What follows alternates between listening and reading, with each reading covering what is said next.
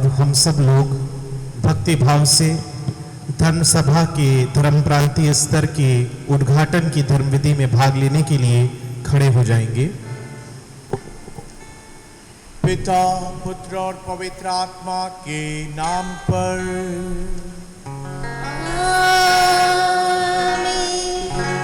हमारे प्रभु यीशु ख्रिस्त की कृपा, ईश्वर का प्रेम तथा पवित्र आत्मा का साहचर्य आप सबों को प्राप्त हो।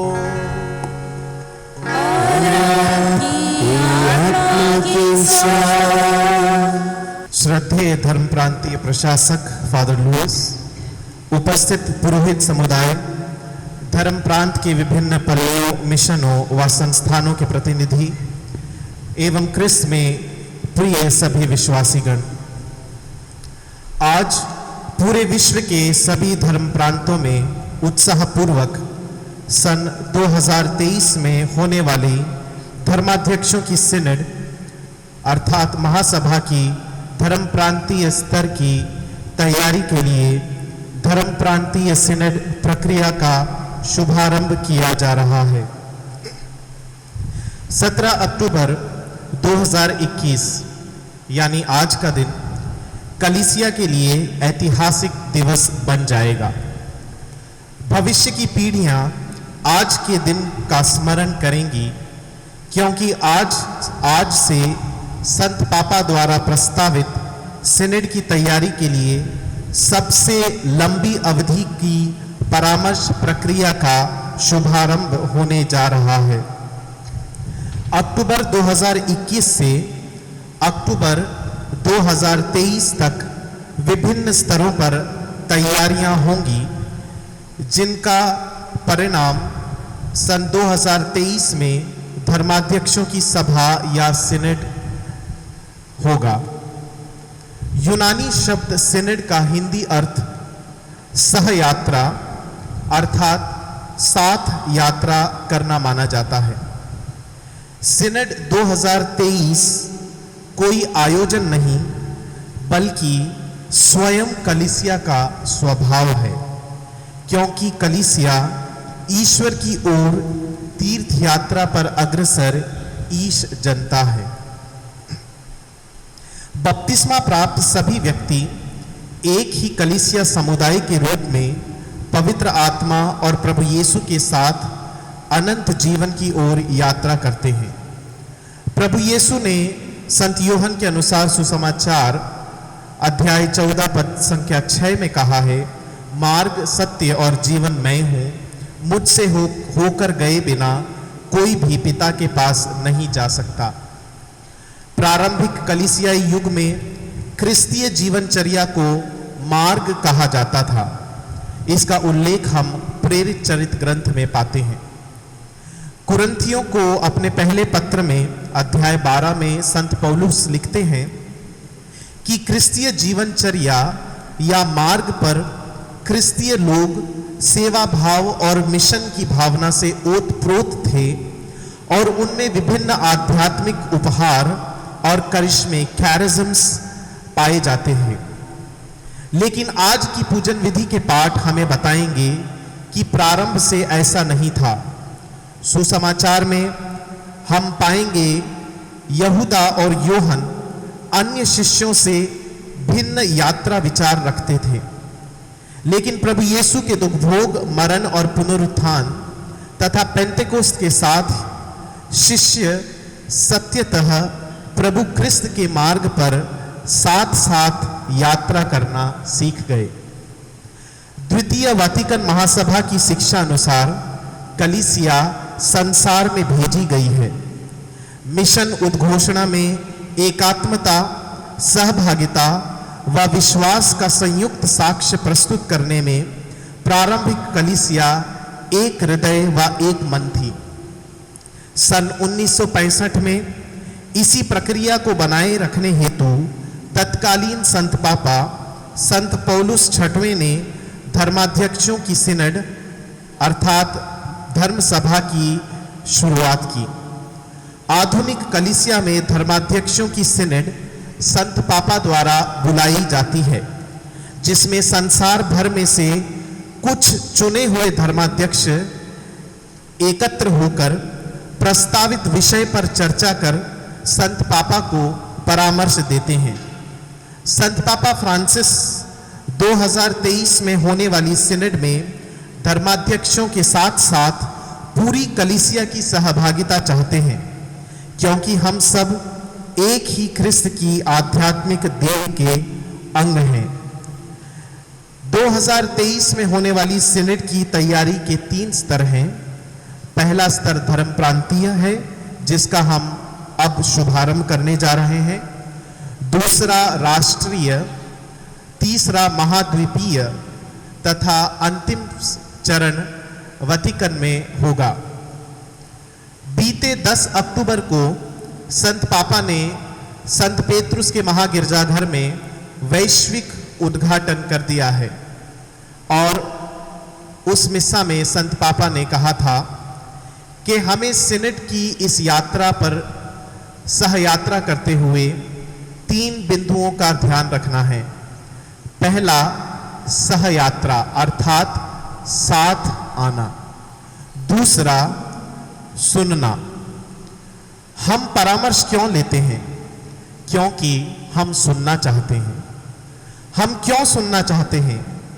क्योंकि हम दूसरे व्यक्ति को प्रेम करना अथवा स्वीकार करना चाहते हैं। इसीलिए यदि कलीसिया को व्यक्तियों को प्रेम व स्वीकार करना है तो कलीसिया को संत पापा की भाषा में लिसनिंग चर्च अर्थात सुनने वाली कलीसिया बनना होगा। हम कलीसिया के रूप में आत्म अवशेषित सेल्फ एब्जॉर्ब्ड, आत्म संदर्भ सेल्फ रेफरेंशियल या स्वार्थी कलीसिया बनकर नहीं रह सकते, क्योंकि कलीसिया संसार में ख्रिस्त की ज्योति व जीवन संचार के लिए बुलाई गई है।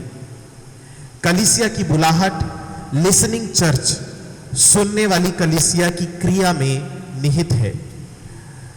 तीसरा बिंदु जो संत पापा ने कहा था वह है आध्यात्मिक मनन, प्रभु द्वारा जीवन यात्रा का बोध पाना।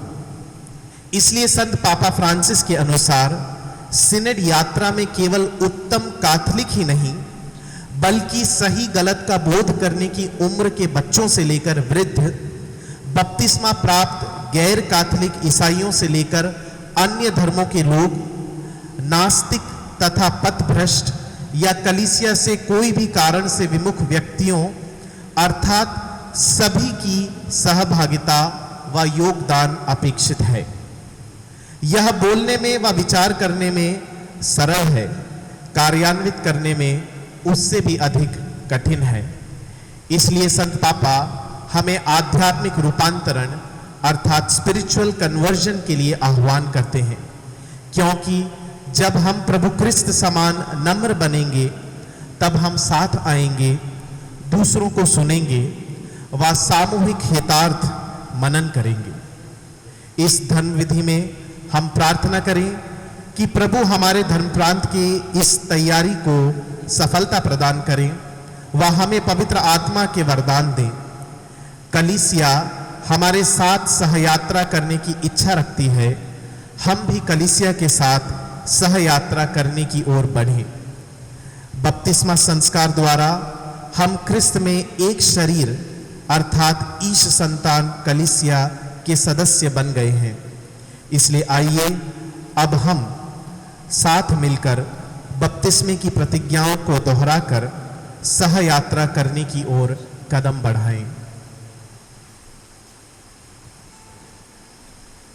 प्रिय भाई और बहनों, हम लोगों ने धर्म सभा की अनेक विशेषताओं के बारे में विस्तार से सुना। अब हम इस धर्म सभा के यात्रा को बपतिस्मा कुंड से आरंभ करेंगे। एक सिंबॉलिक रूप से हम लोग यहाँ से उसका आरंभ करेंगे, क्योंकि क्रिस्तीय जीवन बपतिस्मा से आरंभ होता है और क्रिस्तीय जीवन एक यात्रा है और उस यात्रा को याद करते हुए अब हम इस बपतिस्मा कुंड के पास से अपने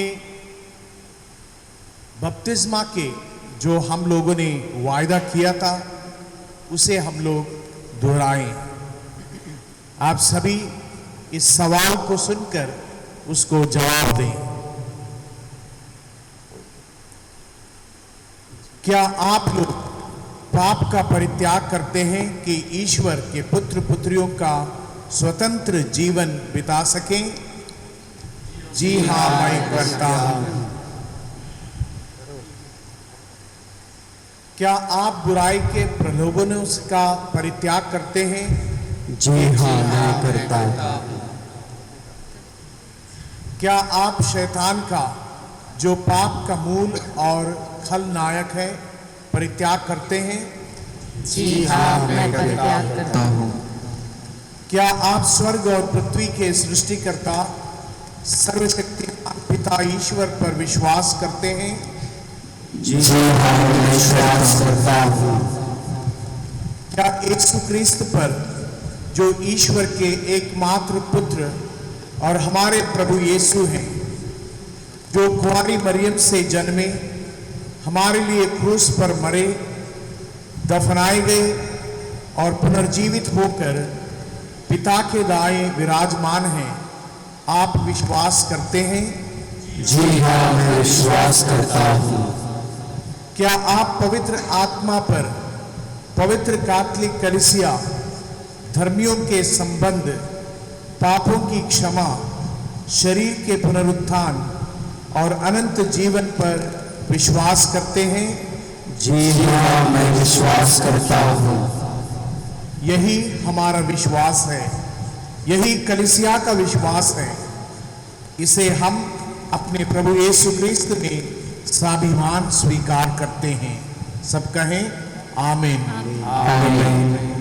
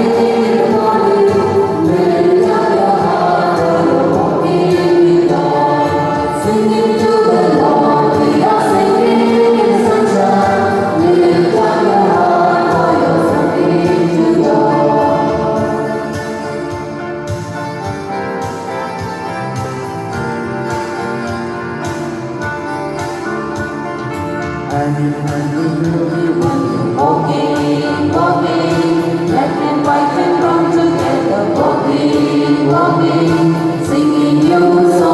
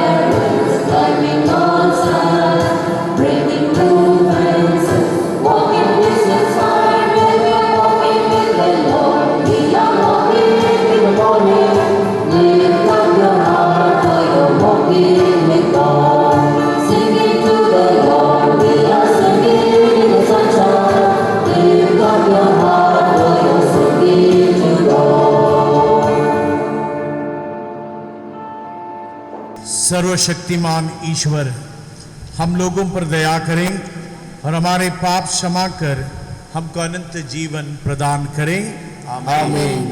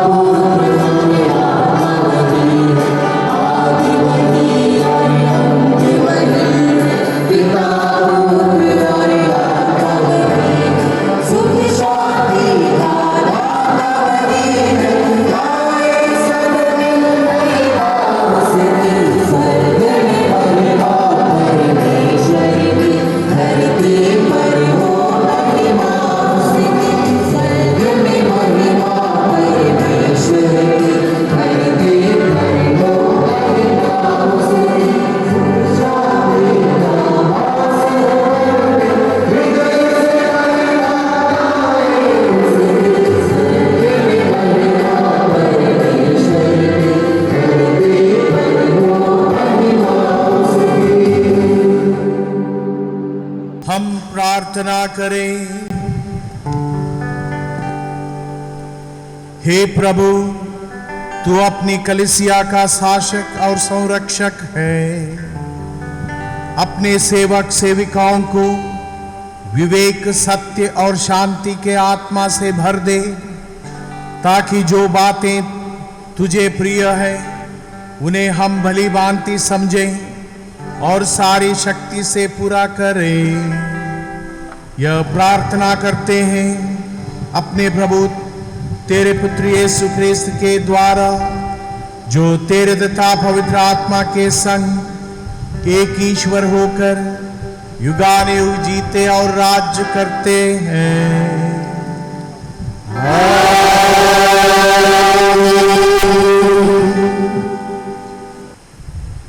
प्रेरित चरित्र से आज का पहला पाठ, अध्याय 2, वाक्यांश 1 से 11।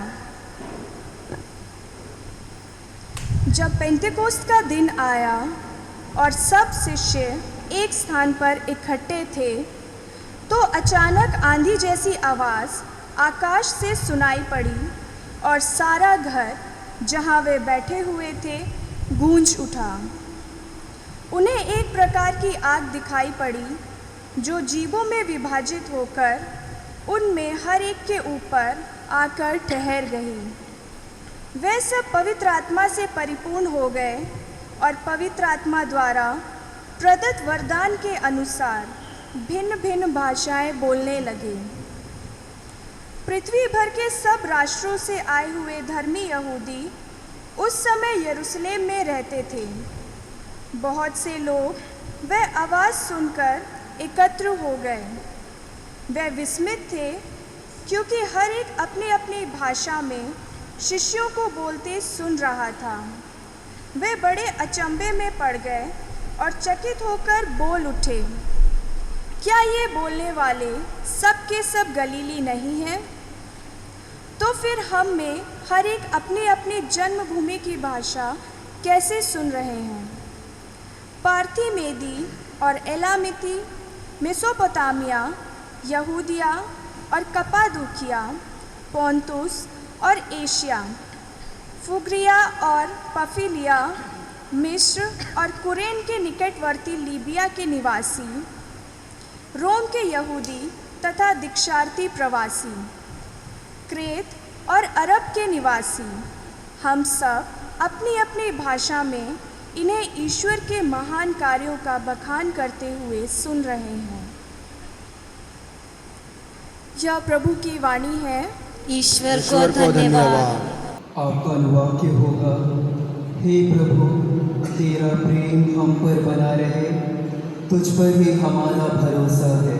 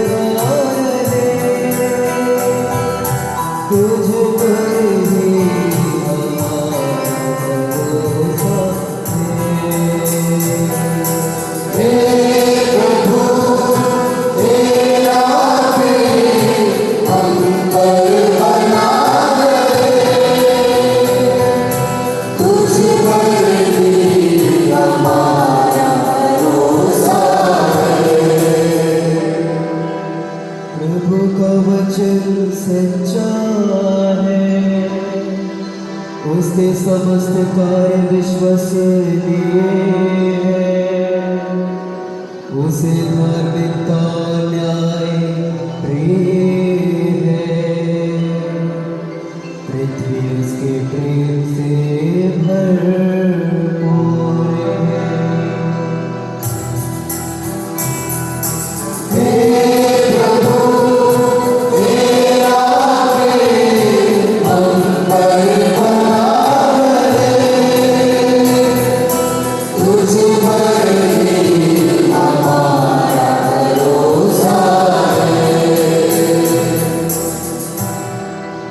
प्रभु की कृपा दृष्टि अपने भक्तों पर बनी रहती है, उन पर जो उसके प्रेम पर या भरोसा रखते हैं कि वह उन्हें मृत्यु से बचाएगा और अकाल के समय उनका पोषण करेगा।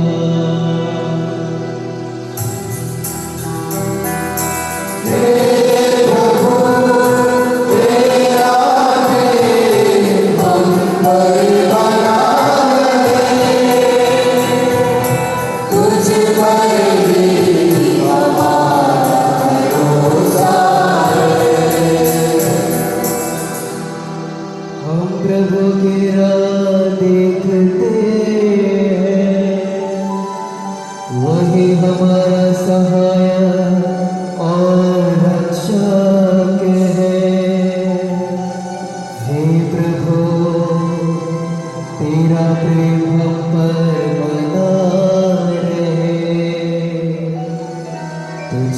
रहे हमारा भरोसा।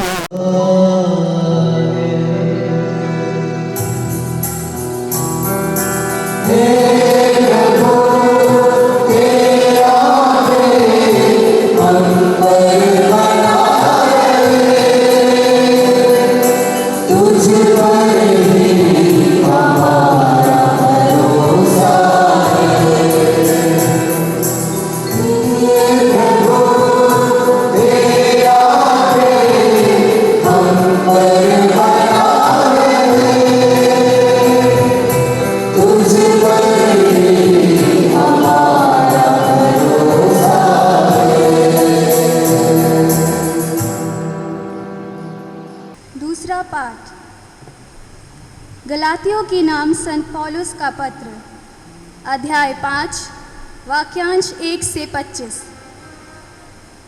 मसीह ने स्वतंत्र बने रहने के लिए ही हमें स्वतंत्र बनाया। इसलिए आप लोग दृढ़ रहें और फिर दस्ता के जुए में ना जुटें। मैं पौलुस आप लोगों से यह कहता हूँ, यदि आप खतना कराएंगे तो आपको मसीह से कोई लाभ नहीं होगा। मैं खतना कराने वाले हर एक व्यक्ति से फिर कहता हूँ कि उस समस्त संहिता का पालन करना है। यदि आप अपनी धार्मिकता के लिए संहिता पर निर्भर रहना चाहते हैं तो अपने मसीह से अपना संबंध तोड़ लिया और ईश्वर की कृपा को खो दिया है। हम तो उस धार्मिकता की तीव्र अभिलाषा करते हैं जो निवास पर आधारित है, आत्मा द्वारा प्राप्त होती है। यदि हम ईसा मसीह से संयुक्त हैं तो ना खतना का कोई महत्व है और ना इसके प्रभाव का। महत्व विश्वास का है जो प्रेम से अनुप्रेरित है। आप लोग अच्छी प्रगति कर रहे थे। आपको किसने सत्य के मार्ग पर आगे बढ़ने से रोका? उस व्यक्ति ने जो भी तर्क दिया है वह तर्क ईश्वर की ओर से नहीं आया जो आप लोगों को बुलाता है। याद रखें, थोड़ा सा खमीर सारे सने हुए आटे को खमीर बना देता है। मुझे प्रभु में आप लोगों पर यह भरोसा है कि आप विचलित नहीं होंगे। जो व्यक्ति आप लोगों में अशांति उत्पन्न करता है वह चाहे जो भी हो ईश्वर का दंड भोगेगा। भाइयों, यदि मैं अब तक खतना का प्रचार करता तो मुझ पर अब तक अत्याचार क्यों किया जा रहा है? यदि मैं ऐसा करता तो क्रूस के कारण जो बाधा होती है वह समाप्त हो जाती। अच्छा यही होता कि जो लोग आप में अशांति उत्पन्न करते हैं वे अपने को नपुंसक बना लेते।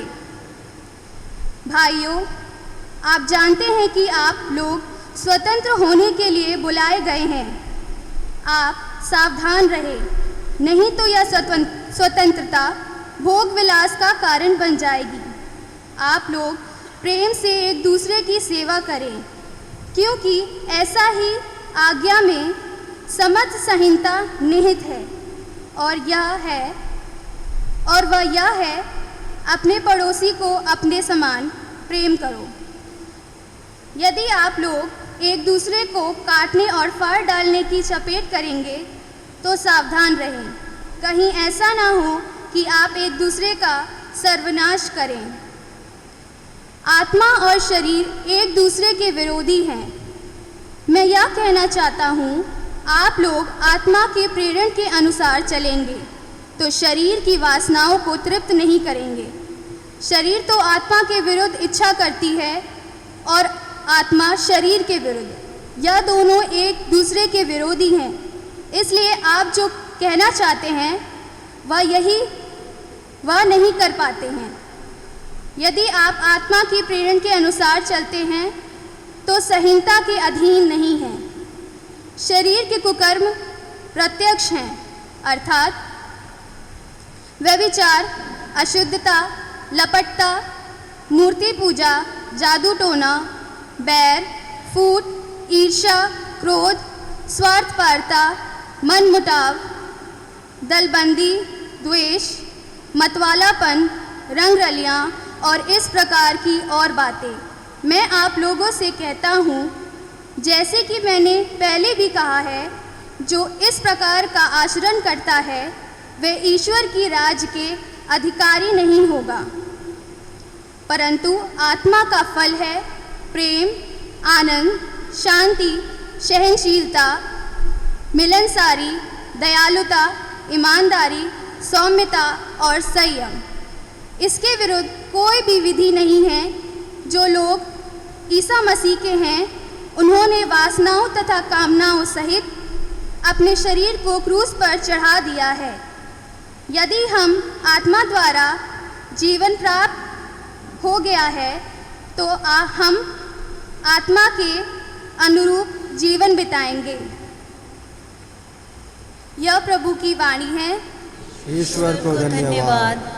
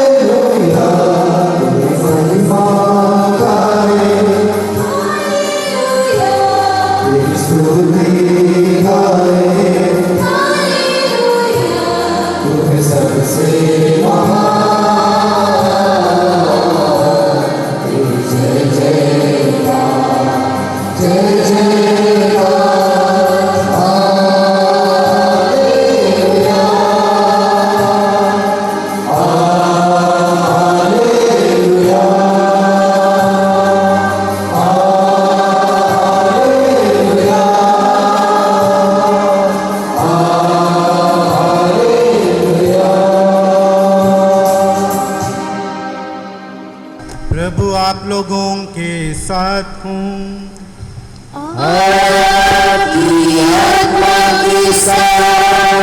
संत लूकस के अनुसार पवित्र सुसमाचार।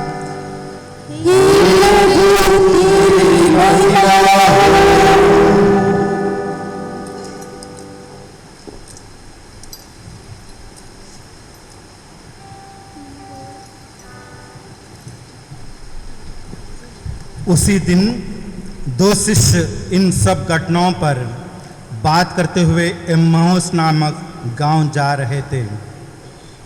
वह यरूशलेम से कोई 4 कोस दूर है। वे आपस में बातचीत और विचार विमर्श कर ही रहे थे कि ईसा स्वयं आकर उनके साथ हो लिए, परंतु शिष्यों की आंखें उन्हें पहचानने में असमर्थ रही। ईसा ने उनसे कहा, आप लोग राह चलते किस विषय पर बातचीत कर रहे हैं? वे रुक गए, उनका मुख मलिन थे। उनमें एक क्लेओफास ने उत्तर दिया, यरूशलेम में रहने वालों में आप ही एक ऐसे हैं जो यह नहीं जानते कि वहाँ इन दिनों क्या क्या हुआ है। ईसा ने उनसे कहा, क्या हुआ है? उन्होंने उत्तर दिया, बात ईसा नाज़री की है। वे ईश्वर और समस्त जनता की दृष्टि में कर्म और वचन के शक्तिशाली नबी थे। हमारे महायाजकों और शासकों ने उन्हें प्राणदंड दिलाया और क्रूस पर चढ़वाया। हम तो आशा करते थे कि वही इज़राइल का उद्धार करने वाले थे। यह आज से 3 दिन पहले की बात है। यह सच है कि हम में से कुछ स्त्रियों ने हमें बड़े अचंभे में डाल दिया है। वे बड़े सवेरे कब्र के पास गईं और उन्हें ईसा का शव नहीं मिला। उन्होंने लौटकर कहा कि उन्हें स्वर्गदूत दिखाई दिए जिन्होंने यह बताया कि ईसा जीवित हैं। इस पर हमारे कुछ साथी कब्र के पास गए और उन्होंने सब कुछ वैसे ही पाया जैसे स्त्रियों ने कहा था, परंतु उन्होंने ईसा को नहीं देखा। तब ईसा ने उनसे कहा, निर्बुद्धियों, नबियों ने जो कुछ कहा तुम उस पर विश्वास करने में कितने मंद हो। क्या यह आवश्यक नहीं था कि मसीह वह सब सहे और इस प्रकार अपनी महिमा में प्रवेश करें? तब ईसा ने मूसा से लेकर अन्य सब नबियों का हवाला देते हुए अपने विषय में जो कुछ धर्म ग्रंथ में लिखा है वह सब उन्हें समझाया। इतने में वे उस गांव के पास पहुंच गए जहां वे जा रहे थे। लग रहा था जैसे ईसा आगे बढ़ना चाहते हैं।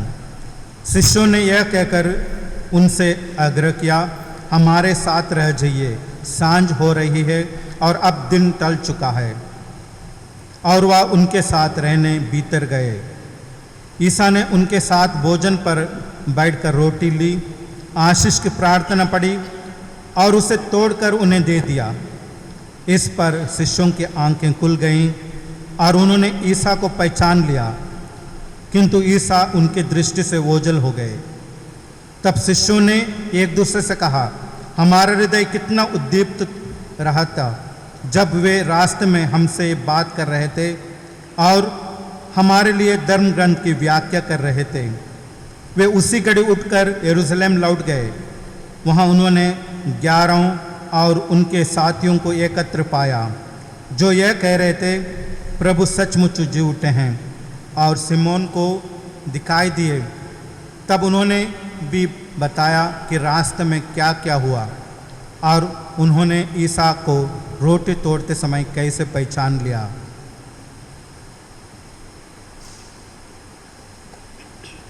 यह प्रभु का दिव्य सुसमाचार है।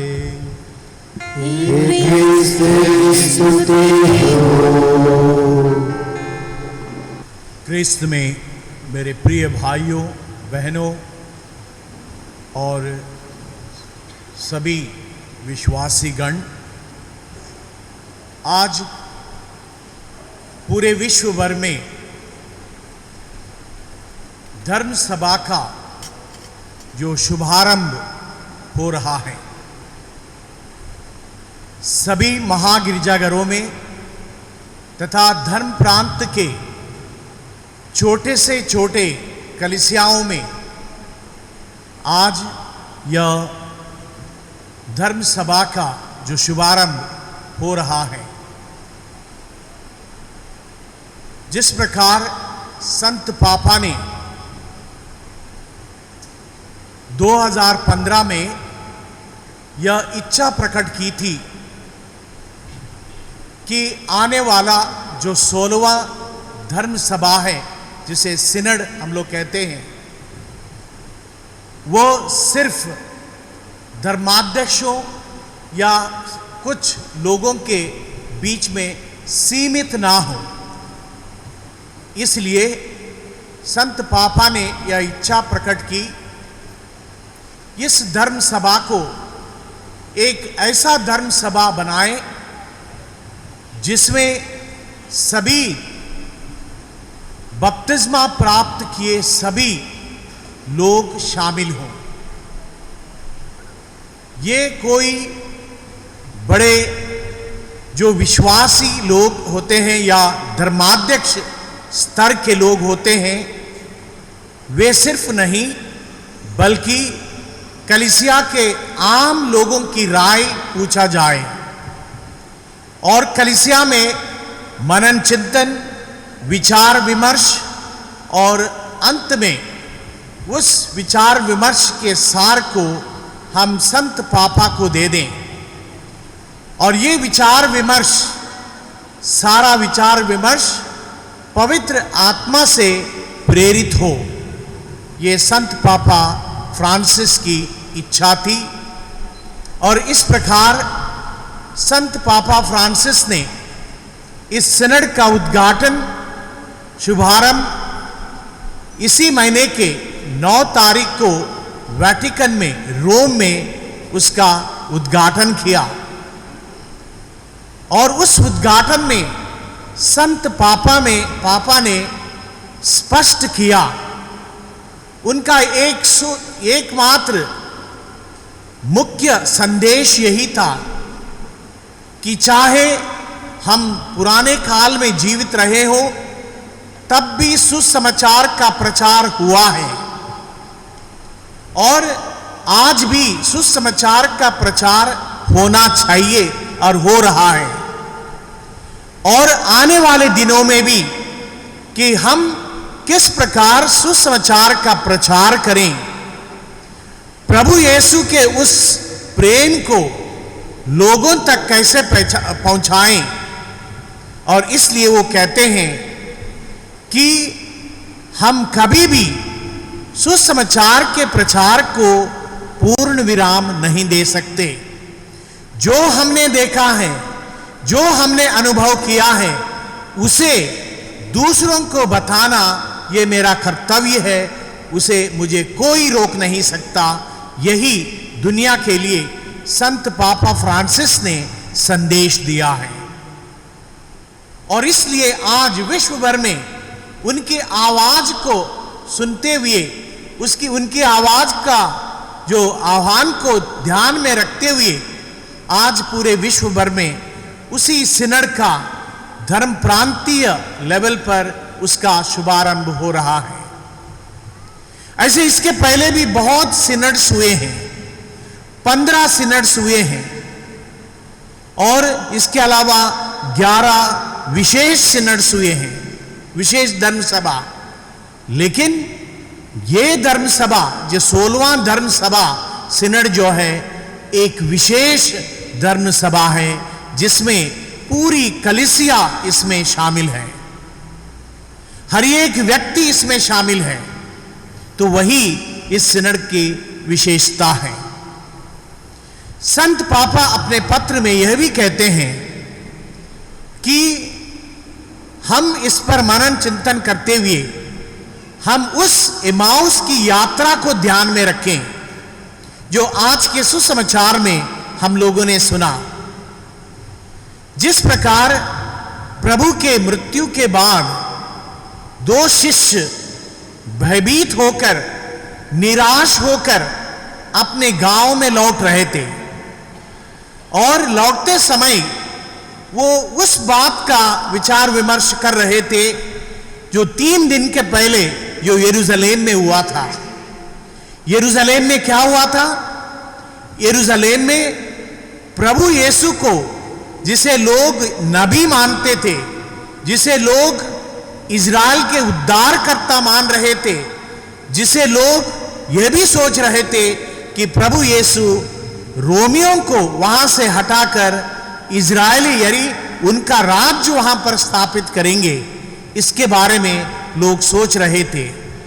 लेकिन उन्हीं के शिष्य निराश होकर अपने गांव लौट रहे थे और तब प्रभु यीशु खुद उनके बीच में आ जाते हैं और उन्हें विस्तार रूप से जो बाइबल का जो मर्म है, बाइबल का जो सार है, उसे विस्तार रूप से समझाते हैं कि किस प्रकार प्रभु यीशु ईश्वर के पुत्र इस संसार में आने वाले हैं और आ चुके हैं और उन्होंने उसे स्वीकार नहीं किया।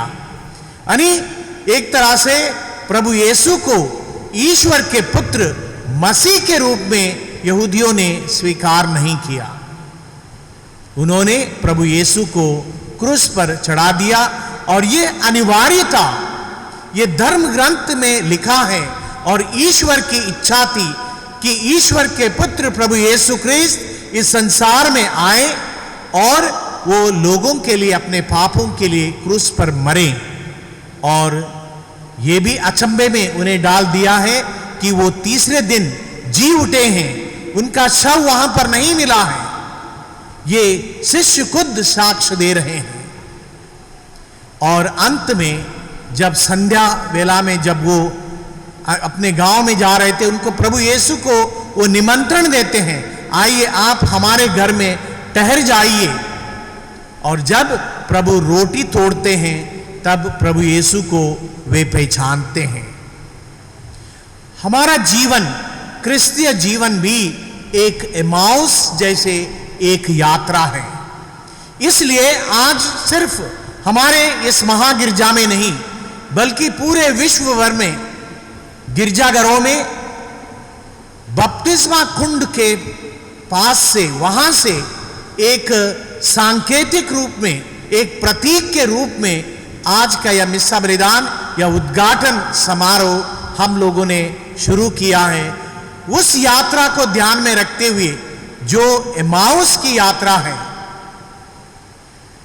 जब हम लोग बपतिस्मा लेते हैं प्रभु हमारे साथ आ जाते हैं। जैसे वो एमाउस के रास्ते में शिष्यों के साथ आकर खड़े हो गए, वैसे ही बपतिस्मा के समय प्रभु यीशु की एंट्री हमारे जीवन में होता है। और हम भी उन शिष्यों के समान उसे कभी कभी पहचानते नहीं हैं, लेकिन हम उसे बाहर भी नहीं निकालते हैं। उनके साथ हम लोग चलते हैं और वो भी हमारे साथ चलते हैं। और जिस प्रकार शिष्यों ने रोटी तोड़ते समय प्रभु यीशु को पहचान लिया, वैसे ही हमें चाहिए कि हर एक यूकरिस्तीय समारोह में, चाहे वो पता नहीं कितने बार हम लोग यूकरिस्तीय समारोह में हम लोग शामिल होते हैं, भाग लेते हैं, कि तब हमें प्रभु यीशु को, जीवंत प्रभु यीशु को पहचानना है, उसे अपने शरीर के रूप में स्वीकार करना है। और अंत में हमें भी एक दिन वहीं पहुंचना है जहां पर प्रभु यीशु विराजमान है और हम लोगों के लिए वो इंतजार कर रहे हैं।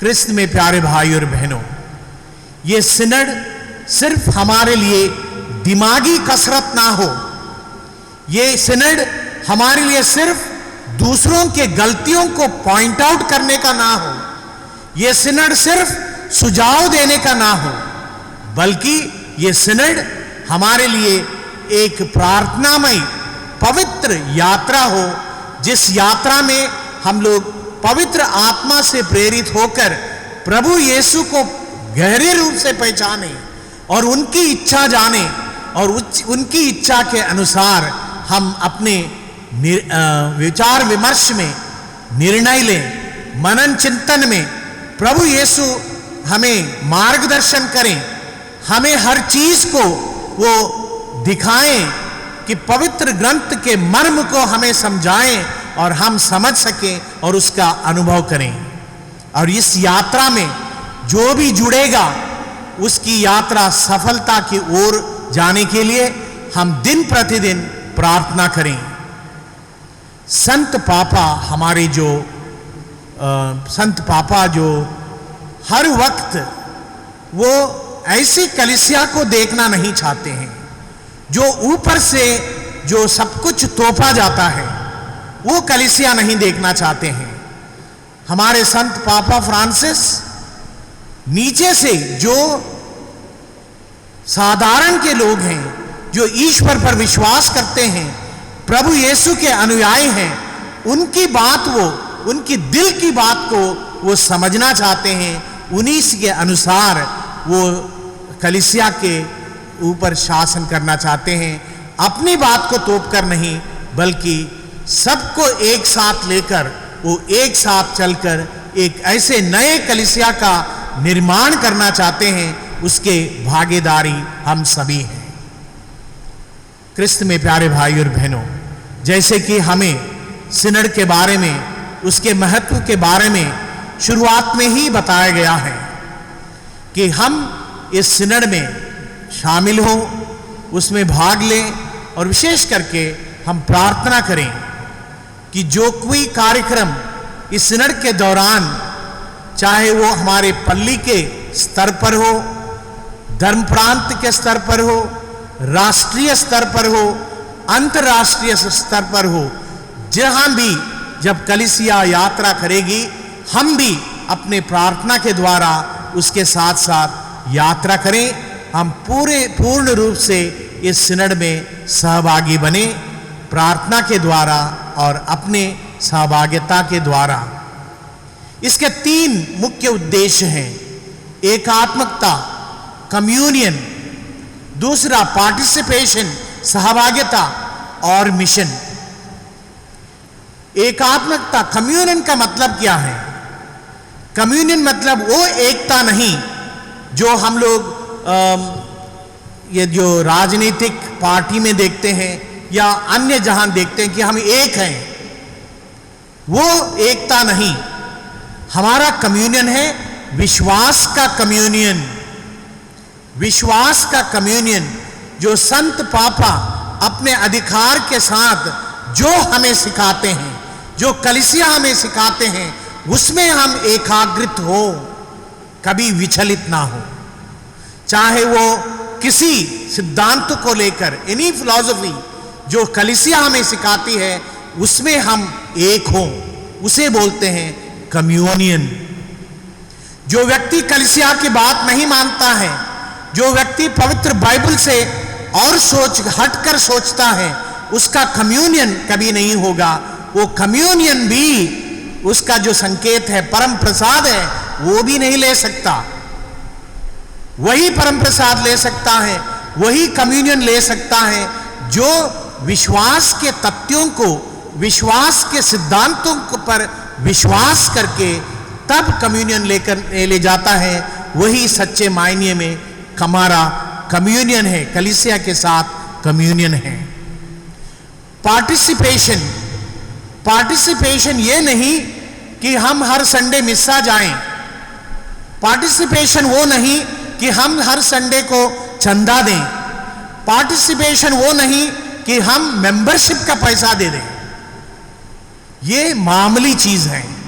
लेकिन पार्टिसिपेशन वो है कि हम कलीसिया के चलाने में अपने विश्वास के प्रति प्रार्थना द्वारा उस पर पार्टिसिपेट करें, सक्रिय रूप से पवित्र वचन के अनुसार उस पर कलीसिया में पार्टिसिपेट करें। हमारा जीवन पवित्र वचन के अनुसार होना चाहिए। वही सर्वोत्तम पार्टिसिपेशन है, कलीसिया का पार्टिसिपेशन है।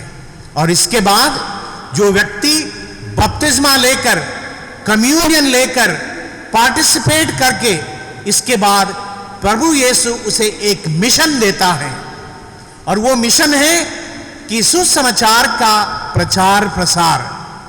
हर एक बपतिस्मा प्राप्त किए व्यक्ति का यह कर्तव्य है कि वो सुसमाचार का प्रचार करें। इसका मतलब यह है कि you cannot stop proclaiming, you cannot stop.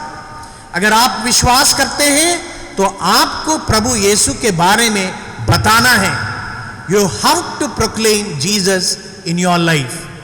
अभी उसका मेथड्स क्या है वो आप लोगों को तय करना होगा।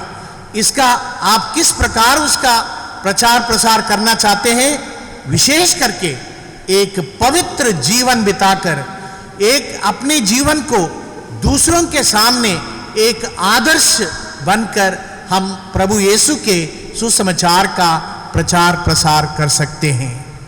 इसी के साथ प्रिय भाई और बहनों, हम इस सिनड में हम लोग पूरे कम्युनियन के साथ, पार्टिसिपेशन के साथ अपने मिशन को समझकर इस सिनड में, इस धर्म सभा में भाग लें। ये हम सबों का कर्तव्य है।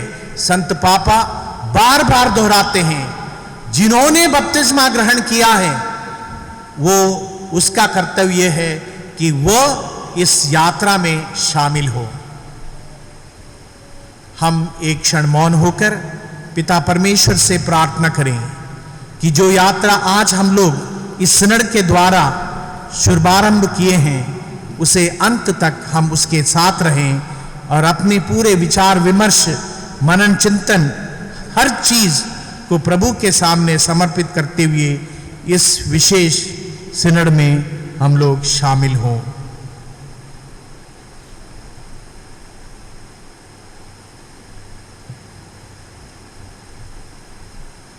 अब हम लोग इस सिनड का जो लोगो है उसका अनावरण करेंगे।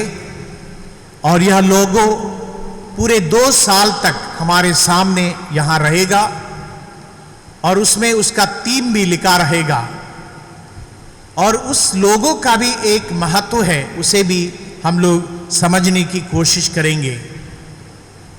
और इसके बाद 2 कॉन्टैक्ट पर्सन्स का भी नाम ऐलान किया जाएगा, जो कॉन्टैक्ट पर्सन्स हमारे डायसिस के लिए वे हैं। जब उनके नाम पुकारे जाएंगे वो सामने आकर अपना चेहरा पूरे कलीसिया को दिखाएंगे।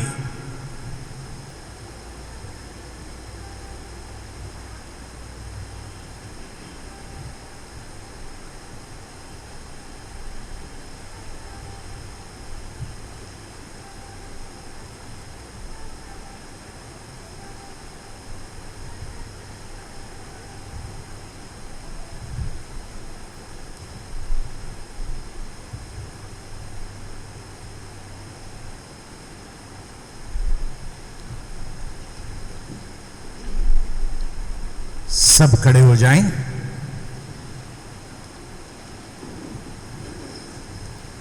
इस सिनड का सर्वप्रथम हमारा मार्गदर्शक है प्रभु यीशु ख्रीस्त। वो सबको इस सिनड में शामिल होने के लिए बुला रहे हैं। उनके प्रतिनिधि हमारे संत पापा फ्रांसिस प्रभु यीशु का प्रतिनिधित्व वो कर रहे हैं। He is the visible head of invisible Christ. इसके साथ साथ उधर दाएं साइड में बाएं साइड में सिनड का लोगो है, जो रोम में जब उद्घाटन किया था। और इसके बाद पूरे विश्व के लिए एक दूसरा सिनड का जो लोगो यहां दिया गया है, जो ऑरेंज कलर में जो पेड़ जैसे लग रहा है, उसका यह संकेत है कि पूरी कलीसिया दुनिया भर में एक पेड़ के समान है, सबको छाया देती है। जो भी इसके अंतर्गत आते हैं और उन्हें प्रोटेक्शन देती है और सबका छाया बनकर हमारी रक्षा करती है। और इसके ऊपर जो गोला दिखाई देता है वो पवित्र यूकरिस्ट है, जो हम लोगों को संभालता है, शक्ति देता है, ऊर्जा देता है। कम्युनियन के साथ हम शक्तिवान बनते हैं, पवित्र आत्मा की शक्ति वो हमें प्रदान करते हैं। इसके बाद कुछ लोग वहां पर चल रहे हैं और उसमें सारे लोग शामिल हैं। उसमें विकलांग, बच्चे, रोगी, इसमें बिशप, धर्म बहनें, धर्म भाई, पुरोहितगण और विवाहित जो परिवार के लोग, हर एक व्यक्ति इसमें शामिल है। इसमें कोई बिशप या पुरोहित या धर्म बहन आगे नहीं जा रहे हैं, उनके साथ जा रहे हैं, एक साथ मिलकर जा रहे हैं। तो इसलिए एक सिनड एक विशेष सिनड है, एक ऐसे सिनड इसके पहले कभी हुआ नहीं है। और जो उसका मुख्य उद्देश्य यहां पर लिखा है 3, कम्युनियन, पार्टिसिपेशन एंड मिशन। जो इस 3 शब्दों को हम लोग भली भांति समझें और उसका अनुसरण करें, यही संत पापा का उद्देश्य है। आप सबों को एक प्रेयर मिला होगा, नहीं मिला तो ऑर्डर बॉयज एंड अशर्स कृपया उसे ले ले। हर एक के पास एक कॉपी होना चाहिए। अब हम प्रार्थना करें एक साथ। धर्म सभा के लिए प्रार्थना। हे पावन आत्मा, हम तेरे नाम पर एकत्रित हैं और तेरे सम्मुख उपस्थित हैं। तू जो हमारा एकमात्र मार्गदर्शक है, हमारे हृदय में निवास कर। तू हमें सच्चा मार्ग दिखा और उस पथ पर चलना सिखा। हम सब दुर्बल पापी हैं। हमें किसी अव्यवस्था को बढ़ावा ना देने दें, ना ही अनजाने में किसी गलत राह पर चलने दें, और ना कोई भेदभाव हमारे कार्यों को प्रभावित कर सके। तुझसे हम एक होकर बने रहें, ताकि हम सत्य व न्याय के मार्ग से ना भटके और एक साथ अनंत जीवन के पथ पर आगे बढ़े। हम तुझसे प्रार्थना करते हैं, जो पिता और पुत्र के साथ एक होकर हर वक्त व हर जगह सदा सर्वदा कार्यरत है। आमीन। अब हम अपनी प्रार्थनाओं को प्रभु के सम्मुख रखें। हे सर्वशक्तिमान पिता परमेश्वर, हम आपको धन्यवाद देते हैं कि आपने हमें ये हमारे जीवन काल में एक बहुत ही पवित्र अवसर प्रदान किया है। इस पवित्र अवसर के लिए हम तुझे धन्यवाद देते हैं। और आज जब हमने इस धर्म सभा का उद्घाटन किया है, शुभारंभ किया है, आप हमारे साथ चलने की कृपा कर, आप हमारे साथ रहने की कृपा कर।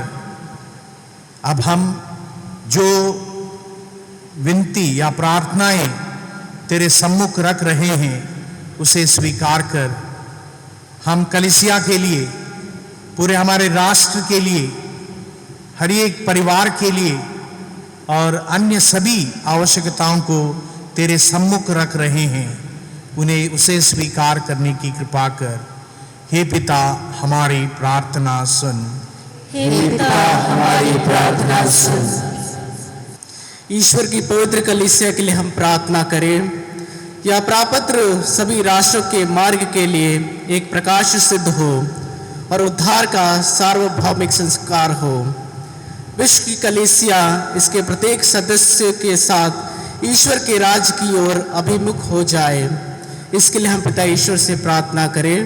हे पिता, हमारी प्रार्थना सुन।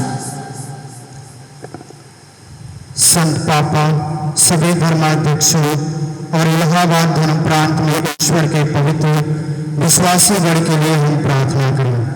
हे प्रभु, इस धर्म सभा का उन्मूलन हमें ईश्वर के पवित्र इच्छा को समझने, उसके अनुसार जीवन जीने और इस प्रपत्र को सफलतापूर्वक पूरा करने में सहायक सिद्ध हो। इसके लिए हम प्रार्थना करें। हे पिता, हमारी प्रार्थना सुन। सभी नागरिक और सार्वजनिक प्राधिकरणों के लिए हम प्रार्थना करें। हे प्रेमी प्रभु, प्रत्येक व्यक्ति सदैव ईमानदारी और निष्ठा के साथ परोपकार के कार्य करते हुए निस्वार्थ सेवा कर सके। इसके लिए हम प्रार्थना करते हैं। हे पिता, हमारी प्रार्थना सुन। बीमारों, एकांकियों, पीड़ितों और दुखियों के लिए हम प्रार्थना करें। ईश्वर की मोटी दया से वे जान जाएं कि वे उनकी दृष्टि में मूल्यवान हैं। उन्हें कभी भी त्यागा नहीं जा सकता, बल्कि इस पापमय संसार में मसीह के करुणामय मुख के सामने अनमोल हैं और ख्रिस्त स्वयं उनकी देखभाल करते हैं। इसके लिए हम प्रार्थना करें। हे पिता, हमारी प्रार्थना सुन। यहाँ एकत्रित हम सबों के लिए प्रार्थना करें। यह धर्म सभा प्रक्रिया हमारी कलीसिया की एकता और अखंडता को और भी अधिक गहराई तक ले जाए। इसकी प्रचुर सफलता में हमारा पूर्ण योगदान हो और हमें हमारी बुलाहट के अनुसार व्यक्तिगत मिशन पर जाने के लिए तैयार करें। इसके लिए हम प्रार्थना करें। हे पिता, हमारी प्रार्थना सुन। हे सर्वशक्तिमान और प्रेमी पिता परमेश्वर, हम आपको धन्यवाद देते हैं कि आपने आज के दिन हम सबों को यहाँ पर एकत्रित किया है। हम सबको आपके पवित्र आत्मा से भर दे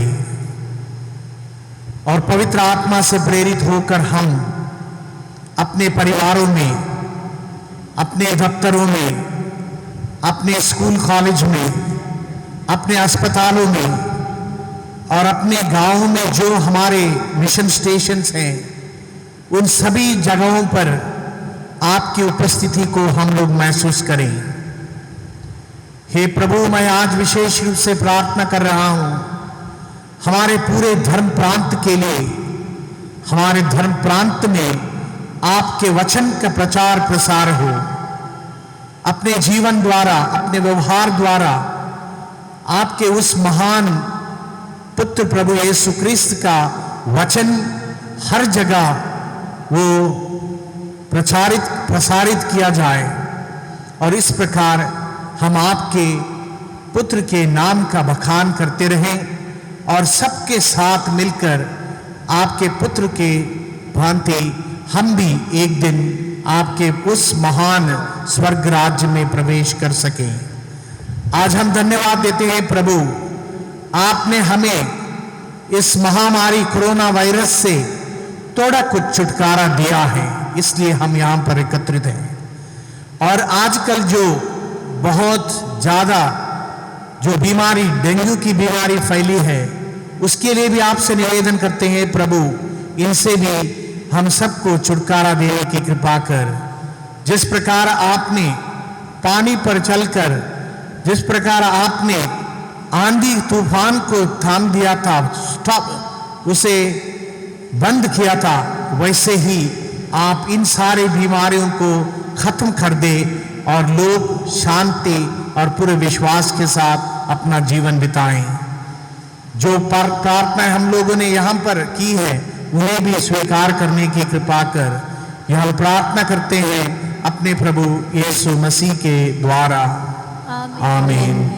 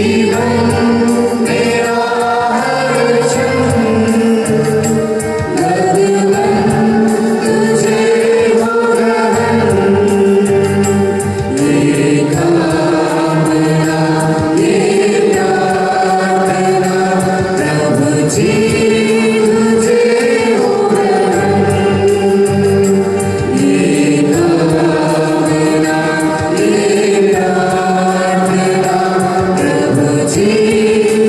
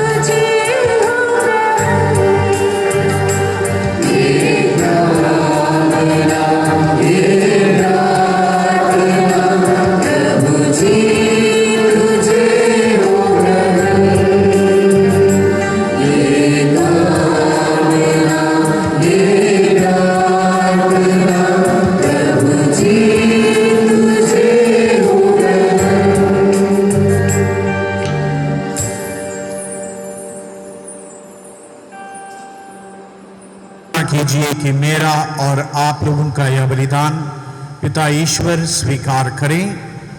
प्रभु अपने नाम की स्तुति तथा महिमा के लिए और हमारे तथा अपने समस्त पवित्र कलीसिया के लाभ के लिए आपके हाथों से यह बलिदान स्वीकार करें। हे ईश्वर, तू अनुकंपा से परिपूर्ण है। अपने सेवक सेविकाओं के चढ़ावे पर दृष्टि डाल, उन्हें अपनी ज्योति प्रदान कर, ताकि जो बातें तेरी दृष्टि में उचित है वे उन्हें ठीक से समझें और भरोसे के साथ उसका पालन करें। यह हम प्रार्थना करते हैं अपने प्रभु क्रिस्त के द्वारा।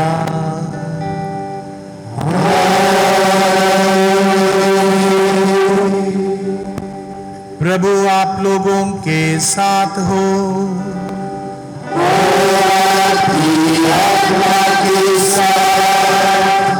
प्रभु में मन लगाइए।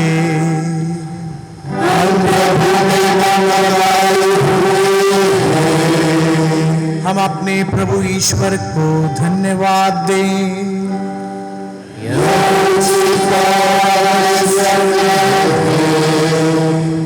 हे प्रभु पवित्र पिता, सर्वशक्तिमान और शाश्वत ईश्वर, यह वास्तव में उचित और न्याय सम्मत है, हमारा कर्तव्य तथा कल्याण है कि हम सदा और सर्वत्र तुझे धन्यवाद दें।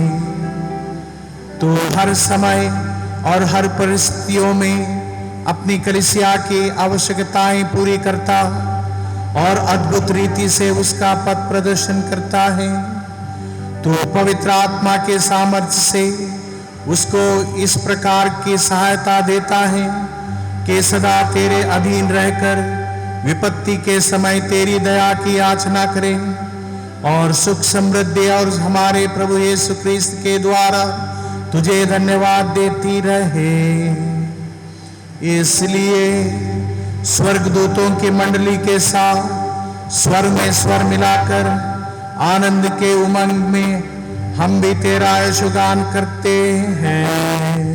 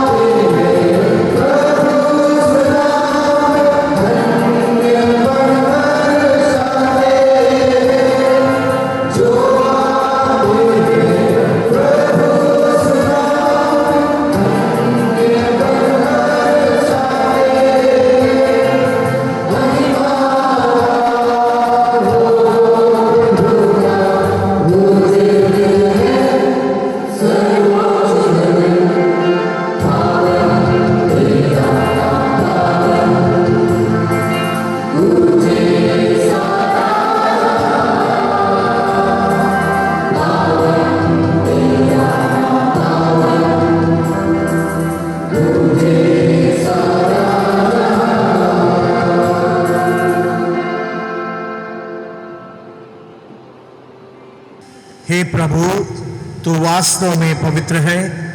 यह उचित है कि तेरी सारी सृष्टि तेरा गुणगान करें, क्योंकि तू अपने पुत्र हमारे प्रभु यीशु क्रिस्त के द्वारा और पवित्र आत्मा की शक्ति से सभी प्राणियों को जीवन तथा पवित्रता प्रदान करता है।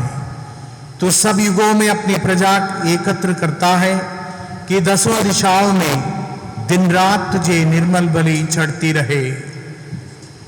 इसलिए हे प्रभु, हम तुझसे विनम्र निवेदन करते हैं, हमारे इन उपहारों को पवित्र आत्मा की शक्ति से कृपा पूर्वक पवित्र कर दे। यह तेरे पुत्र हमारे प्रभु यीशु क्रिस्त के शरीर तथा रक्त बन जाए। उन्हीं की आज्ञा से हम यूकरिस्त का यह समारोह मना रहे हैं। जिस रात को यीशु मृत्यु के लिए सौंपे गए, उन्होंने रोटी ली, तुझे धन्यवाद दिया और रोटी तोड़कर उसे अपने शिष्यों को देते हुए कहा, तुम सब इसे लो और इसमें से खाओ, क्योंकि यह मेरा शरीर है जो तुम्हारे लिए बलि चढ़ाया जाएगा।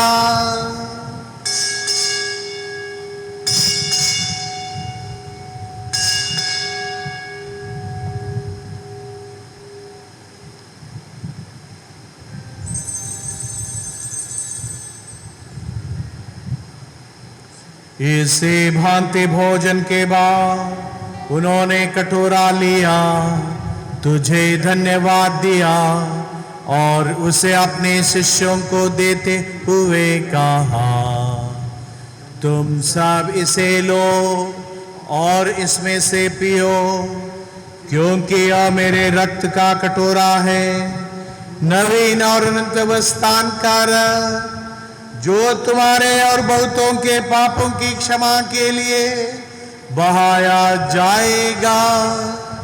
तुम मेरी स्मृति में यह किया करो।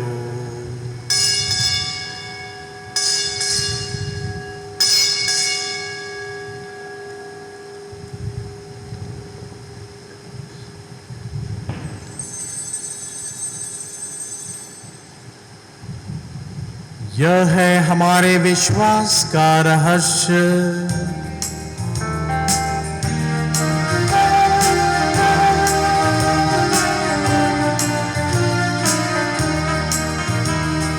जीवन की रोटी हो, जीवन का रस हो, घोषणा करते हम तेरे पराक्रम की। जीवन की रोटी हो, जीवन का रस हो, घोषणा करते हम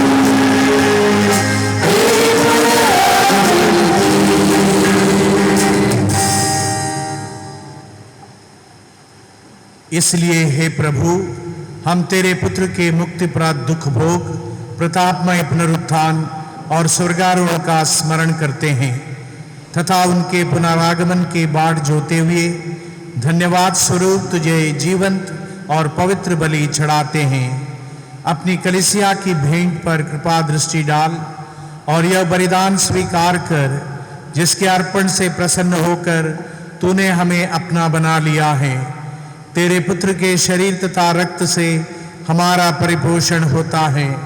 ऐसा वर दे कि हम उनके पवित्र आत्मा से परिपूर्ण होकर हम क्रिस्त में एक शरीर तथा एक मन हो जाएं। वही पवित्र आत्मा हमको अनंत उपहार स्वरूप तुझे चढ़ाएं और ईश्वर की माता परम धन्य कुंवारी मरियम, उनके वर धन्य यूसुफ, तेरे धन्य प्रेरितों, प्रतापी शहीदों और सभी संतों के साथ हमें भी स्वर्गीय आनंद के सहभागी बनाएं। हमें उनकी सतत प्रार्थना का अटल भरोसा है। हे प्रभु, तुझसे नम्र निवेदन है कि हमारे पुनर्मिलन का यह बलि समस्त संसार में शांति और कल्याण की वृद्धि करें। अपने सेवक संत पिता फ्रांसिस, हमारे धर्माध्यक्षों, सभी याजकों तथा इस पृथ्वी पर समस्त यात्री कलीसिया को विश्वास तथा प्रेम में दृढ़ रखने की कृपा कर। हे दयालु पिता, तेरी सेवा में उपस्थित अपनी प्रजा की याचनाएं कृपा पूर्वक स्वीकार कर। दया से द्रवित होकर तू अपने सभी पुत्र पुत्रियों को वे जहां कहीं भी हो अपने साथ एक बना ले। हमारे मृत भाई बहनों को अपने राज्य में प्रवेश पाने दे और उन सबों को भी जो तेरी सेवा करते हुए परलोक सिधार चुके हैं। हम लोग भी वहीं पहुंचने की आशा करते हैं ताकि हम सब एक साथ तेरी महिमा के दर्शन से अनंत काल तक तृप्त होते रहें। हमारे प्रभु क्रिस्त के द्वारा जिनमें संसार को सभी शुभ दान प्राप्त होते हैं,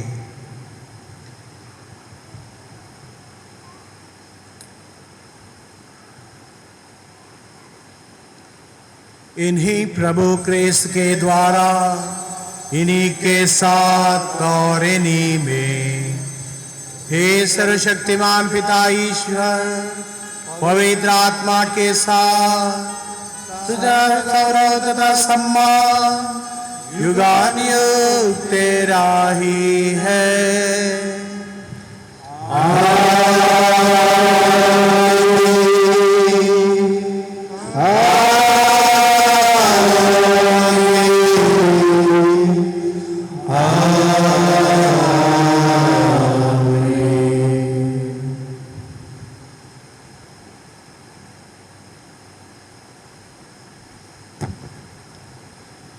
हम सब मिलकर पिता ईश्वर से प्रार्थना करें, उनके राज्य के आगमन के लिए प्रार्थना करें, जहां प्रेम, न्याय, दया और अनुकंपा की उपस्थिति है, वहां पर ईश्वर का राज्य है।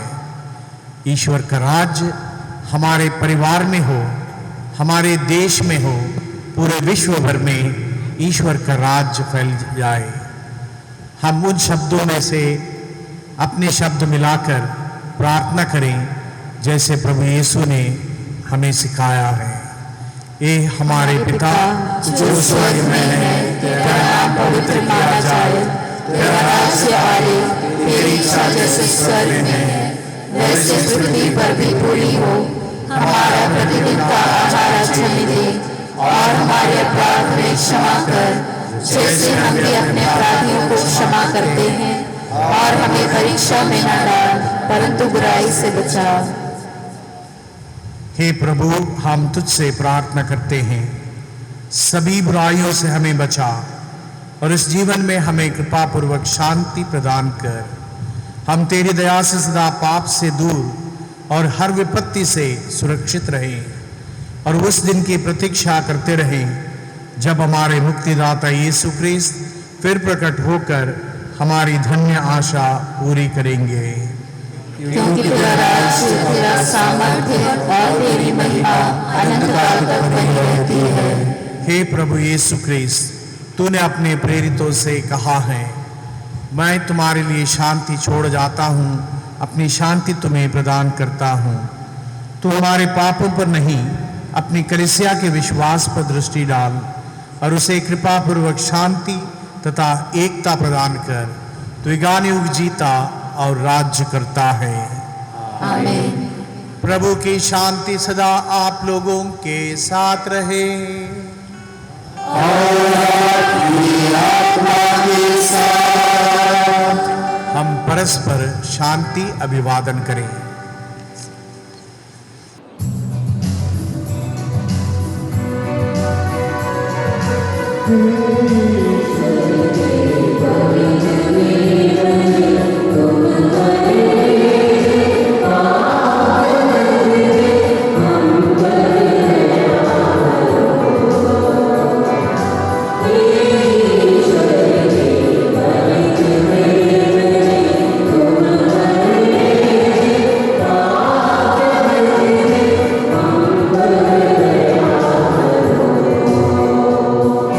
We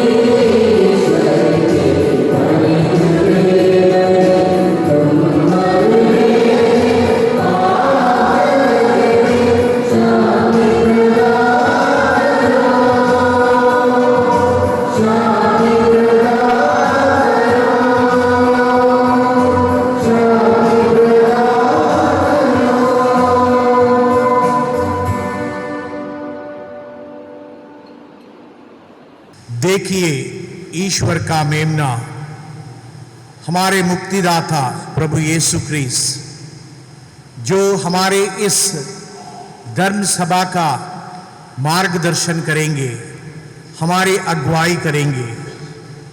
इन्हें देखिए जो संसार के पाप हर लेते हैं।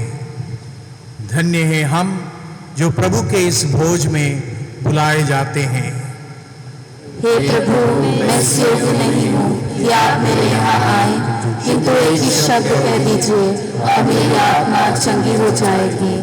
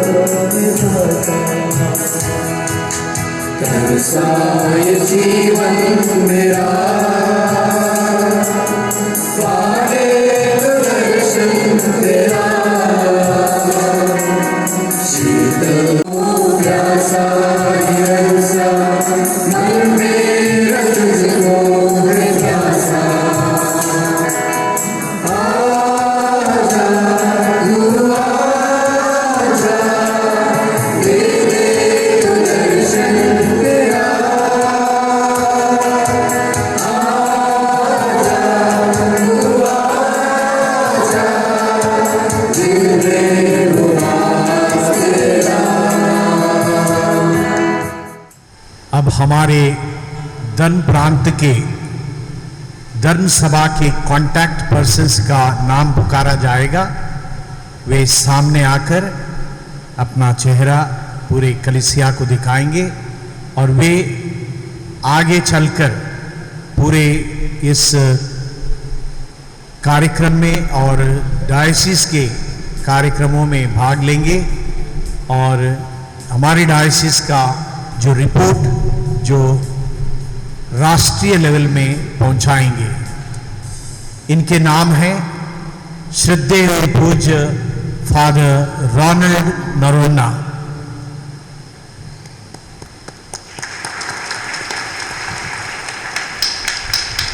दूसरे कांटेक्ट पर्सन है रेवरेंड सिस्टर मार्ता सीजे,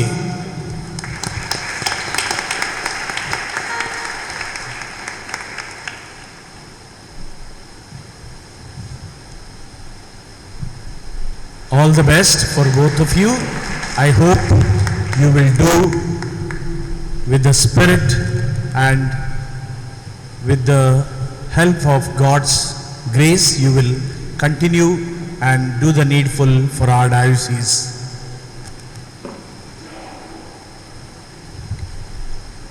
हम प्रार्थना करें। हे दयालु ईश्वर, यह पवित्र उपहार तेरे भक्तों को सत्य में दृढ़ रखे और तेरी महिमा के लिए सत्कर्म करने की प्रेरणा दे।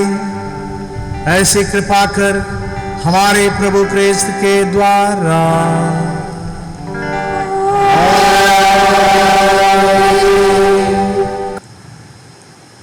प्रभु आप लोगों के साथ हो।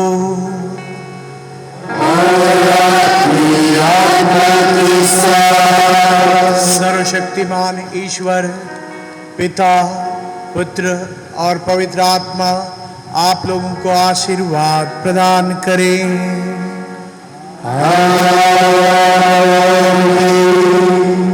आप लोग विदा लें कि आप सभी अपने जीवन में प्रेम और प्रभु का अनुसरण करते रहे। ईश्वर को धन्यवाद।